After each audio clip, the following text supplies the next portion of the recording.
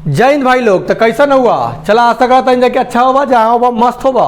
पिछला वीडियो में हम तहरा के फर्स्ट चैप्टर जो इतिहास के हुए क्लास 10th के हिंद चीन में राष्ट्रवाद, एक पहले केंग अति तहरा फ्रांस में हिंद चीन में फ्रांसीसी अपना आधिपत्य जमैलक, ठीक न, और किस तरह से वहाँ के लोग के गुलाम बनलक, ये सब बात हम जान गए हैं।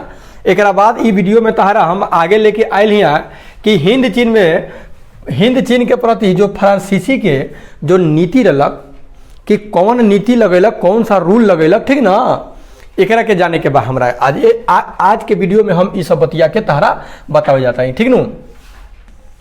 हिंद चीन के प्रति फ्रांसीसी नीति कैसा बर्ताव करा था। देखिए, द्वितीय विश्व युद्ध कब हुआ? द्वितीय विश्व युद्ध 1939 से 1945, ठीक ना, के पश्चात ब्रिटेन, हॉलैंड, अमेरिका और फ्रांस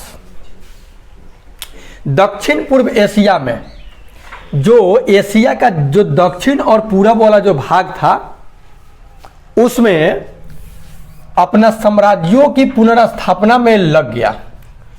दक्षिण पूर्व एशिया में द्वितीय विश्व युद्ध खत्म होने के बाद ब्रिटेन, हॉलैंड, अमेरिका और फ्रांस जो था, एशिया के दक्षिण और पूरब का जो भाग था, उस पर अपना साम्राज्य मतलब वहां के फिर से लोगों को गुलाम बनाने में लग गया। फ्रांस में हिंद चीन में अपने डूबे साम्राज्य को बचाना चाहता था। अब फ्रांस का भी जो डूब गया था, मतलब जो हाथ से निकल गया था हिंद चीन का क्षेत्र, तो सोच रहा था कि चलो भाई वहां भी अपना क्या करें, पांव अपना जमाए। और तो उसने एक नए औपनिवेशिक तंत्र की योजना बनाई। अब वो एक योजना बनाया कि रुक जाओ, कौन सा योजना बना है कि फिर से जो मेरे हाथ चंगुल से निकल गया है उसे फिर से कैसे पकड़ा जाए। तो जानते हैं ये फ्रांस की औपनिवेशिक योजना क्या थी? चार गो योजना बनाया है, 1, 2, 3 और 4। अब ये 4 योजना क्या क्या बनाया तो सुनिए। योजना नंबर फर्स्ट ये है कि फ्रांस के विशाल साम्राज्य को एक यूनियन में बदल दिया जाए। फ्रांस ये जो सोचा कि जितना भी हमारा जहाँ जहाँ सब पर क्या है कब्जा है, इस सब को मिला करके एक बना दिया जाए, एक यूनियन के अंतर्गत रखा जाए, ठीक ना, जिसमें सभी अधीनस्थ उपनिवेश रहेंगे, जरा अंदर जितना पर भी मेरा शासन है उस सब उसके अंदर रहेगा। दूसरा सोचा हिंद चीन इस फ्रांसीसी महासभा का एक स्वशासित अंग होगा। हिंद चीन के कहा कि हिंद चीन को क्या करेंगे, हम अपना एक स्वशासित, उसको मतलब वहीं के व्यक्ति को हम क्या करेंगे, शासन बना देंगे, लेकिन वो रहेगा हमरे अंदर रहेगा, ठीक। हिंद चीन के सुरक्षित राज्यों एवं कोचिन चीन को मिला करके एक संघ बनाया जाए। हिंद चीन और कोचिन चीन जो है इसको मिला करके एक संघ बना दिया जाए, ये योजना बनाया जाए। हिंद चीनी संघ के विदेश नीति एवं सैन्य फ्रांस का नियंत्रण रहेगा, और सेना पर और विदेश का जो भी नीति होगा उस सब पर जो अधिकार रहेगा वो फ्रांस का रहेगा। देखिए, ये फिर अपने फायदा वाला ही बनाया है कि किस तरह से मतलब अपना फायदा निकाल करके हम शासन करेंगे। उसी बात को यहाँ दे दिया है कि फ्रांस के विशाल साम्राज्य को एक यूनियन बना दिया जाएगा, जिसमें अधीनस्थ उपनिवेश शामिल रहेंगे। इस महासंघ का एक अंग हिंद चीन भी होगा। अधीनस्थ उपनिवेशों की सेना एवं विदेश नीति का फ्रांस का नियंत्रण रहेगा, ठीक ना। यह राष्ट्रमंडल का विस्तृत रूप जैसा था। अभी जो नियम बनाया, इस नियम के अंतर्गत इसको यही महसूस हुआ कि एकदम एक राष्ट्रमंडल होगा, ठीक ना। परंतु जापानी सेनाओं के हटते हैं, क्योंकि जापान जो था अमेरिका वाला से हार गया था। जापान पर अमेरिका वाला परमाणु बम गिरा दिया था, नागासाकी और हिरोशिमा। तो वो क्या किया कि अपना सेना को हटा लिया। सेना जैसे हटा, उससे से फ्रांसीसी सेना जैसे ही सैगान पहुंची, वियतनामी छापामारों ने भयंकर युद्ध किया। जैसे जापान वाला हटा तो फ्रांस वाला अपना सैगान में सेना को भेज दिया, और जैसे फ्रांस वाला सैगान में सेना भेजा था, छापामार युद्ध वहां के सैगान के निवासी लोग चालू कर दिया, ठीक ना। रोका, ठीक बा। छापामारों युद्धों ने भयंकर युद्ध किया और फ्रांसीसी सेना सैगान में ही फंसी रही। अब भयंकर युद्ध हुआ, फ्रांसीसी सेना बेचारा सैगान में ही फंसले रह गया। अंततः 6 मार्च 1946 को हनोई समझौता हुआ। 1946 में हनोई समझौता हुआ, ठीक ना। 6 मार्च 1946 को क्या हुआ? हनोई समझौता हुआ। रोका, उ जौन लइहन ठीक बा। तो 6 मार्च 1946 ईस्वी को हनोई जो जगह था वहाँ एक समझौता हुआ जिसको जाना गया हनोई समझौता के नाम से। फ्रांस एवं वियतनाम के बीच हुआ ये समझौता। अब क्वेश्चन आपसे ये भी पूछेगा कि हनोई समझौता किन दो देशों के बीच हुआ, तो फ्रांस और वियतनाम के बीच हुआ, ठीक ना, फ्रांस और वियतनाम के बीच हुआ, जिसके तहत फ्रांस ने वियतनाम को गणराज्य के रूप में स्वतंत्र इकाई माना। साथ ही माना गया कि यह गणराज्य जो होगा हिंद चीन क्षेत्र में ही रहेगा, संघ में ही रहेगा, और हिंद चीन संघ फ्रांसीसी यूनियन में रहेगा। ये रहेगा हिंद चीन क्षेत्र में, लेकिन हिंद चीन क्षेत्र किसके अंदर रहेगा? फ्रांस के कब्जा में रहेगा, फ्रांसीसी यूनियन में रहेगा।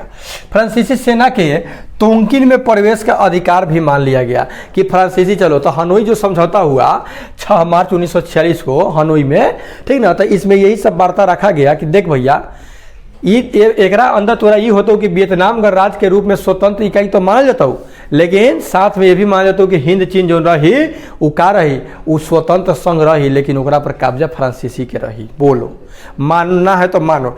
तो चलो भाई इतना तो मान गया, लेकिन देखिए ये धोखाधड़ी करेगा, ये बेवफा हो जाएगा फ्रांस, ठीक ना। और ये देखिए क्या कर रहा है, फ्रांस की महत्वाकांक्षी नीति के कारण वियतनाम के साथ हिंद चीन संघ निर्माण पर समझौता नहीं हो पाया। फ्रांस चाहता था कि निर्मित जो संघ हो अध्यक्ष उसके द्वारा नियुक्त हाई कमिश्नर हो, और फ्रांस ने चाहता था कि नहीं ऐसे नहीं होगा, हम जो हाई कमिश्नर नियुक्त करम नु ऊ होके के चाहिए वो में मेन।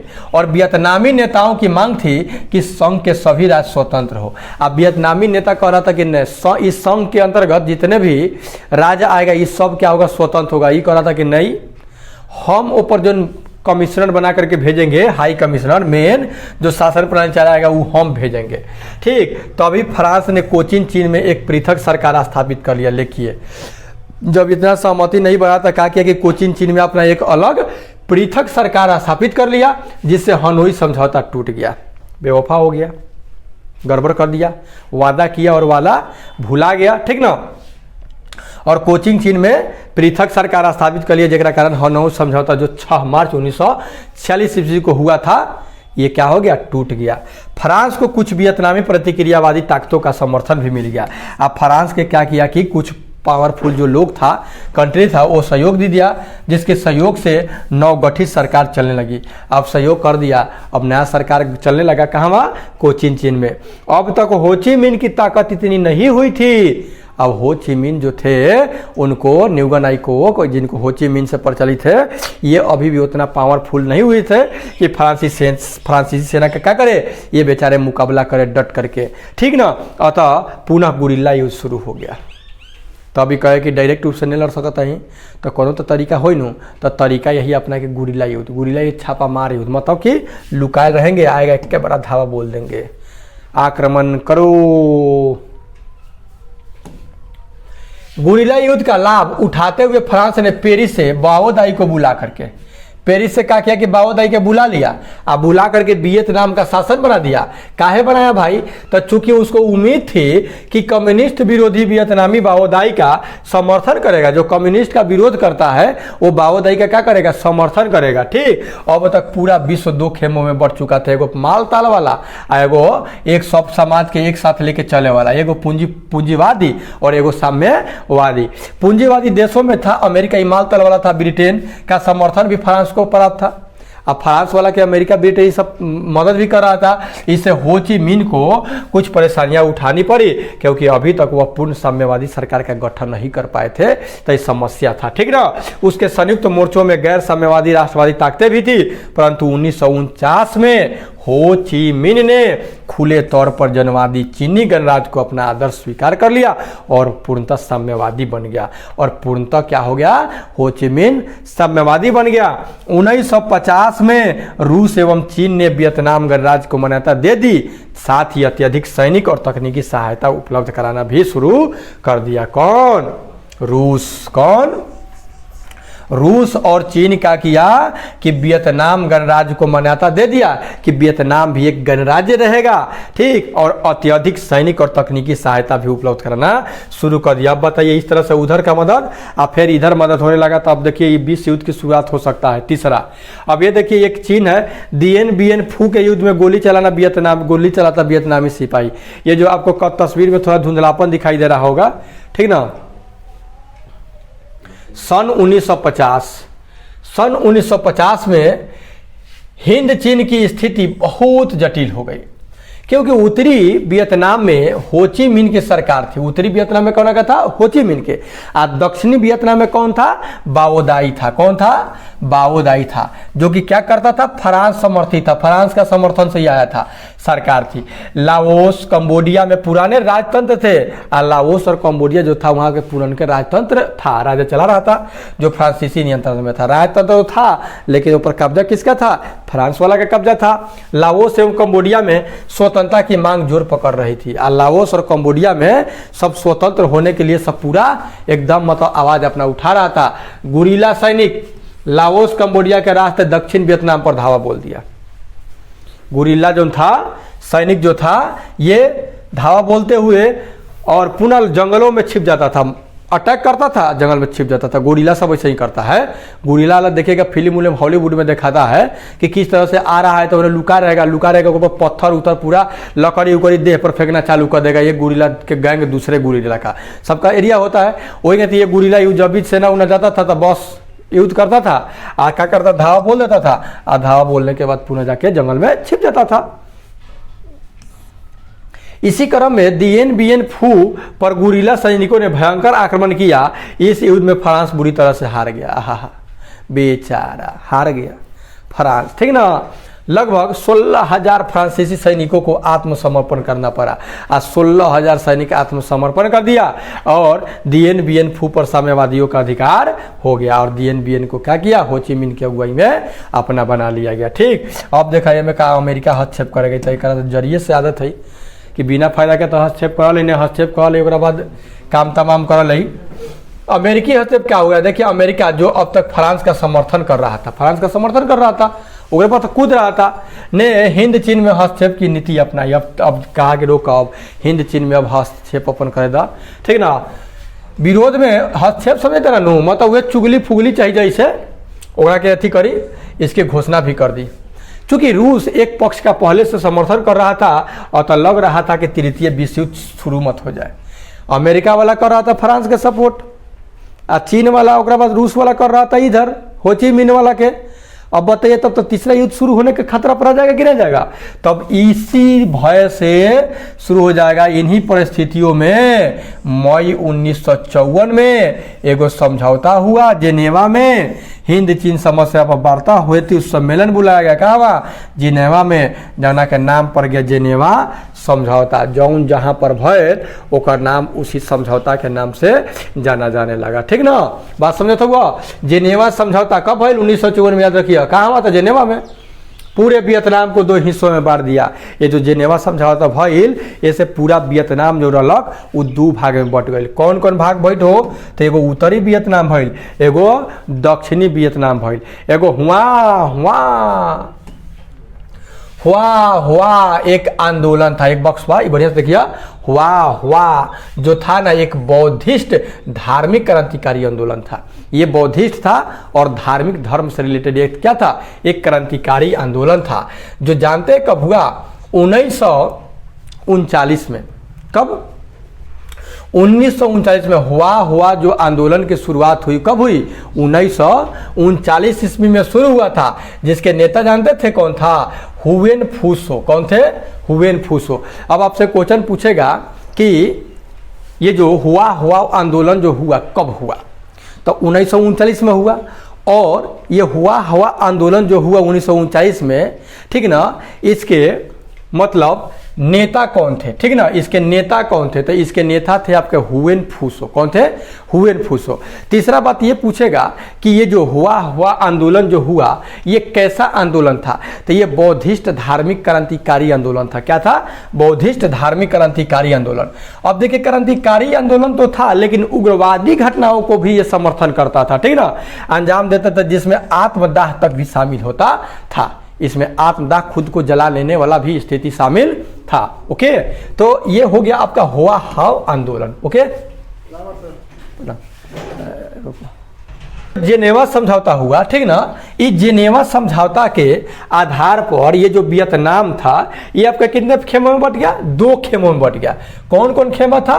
तो ये नॉर्थ वियतनाम और साउथ वियतनाम, नॉर्थ वियतनाम और साउथ वियतनाम, ठीक ना। ये नॉर्थ और साउथ ये 2 भागों में बट गया, ये साउथ वियतनाम और ऊपर नॉर्थ। देखिए तो ये आपसे क्वेश्चन पूछेगा कि बताइए वियतनाम 2 भागों में बट गया, वो कौन सा समझौता हुआ जिससे वियतनाम 2 भागों में बट गया? तो वो समझौता था आपका जेनेवा समझौता। कौन समझौता? जेनेवा, जो 1954 में हुआ। हनोई नदी से सटे, हनोई नदी से सटे, देखिए यहाँ पे चित्र में आप देख लीजिए, यहाँ ये एक नदी है, ठीक ना, हनोई नदी। कौन नदी है? हनोई नदी। इस हनोई नदी से सटे उत्तर क्षेत्र उत्तरी वियतनाम, उत्तर का क्षेत्र उत्तरी वियतनाम, ठीक ना, और उससे दक्षिण सटे हेनेकोरी का क्षेत्र जो हो गया वो दक्षिणी वियतनाम अमेरिका समर्थित सरकार को दे दिया गया। अमेरिका जिस सरकार को समर्थन कर रहा था वो दक्षिण वाला ले लिया और उत्तर वाला क्या हो गया? उत्तरी वियतनाम साम्यवादियों के लिए चला गया, यानी हो ची मिन्ह का, ठीक ना। यहाँ एक धार्मिक वर्ग भी आंदोलित था और यहाँ पर एगो धर्म वाला भी जो हुआ हाव, अभी पढ़े हैं हुआ हाव आंदोलन। हुआ आंदोलन काफी आक्रामक हो गया था। अब देखिए उत्तरी दक्षिणी में जेनेवा समझौता हुआ तो इसको तो बांट दिया, लेकिन एक धार्मिक जो हुआ हाव आंदोलन था, धार्मिक क्रांतिकारी जो था, ये भी यहाँ पे मतलब उग्र हो रहा था।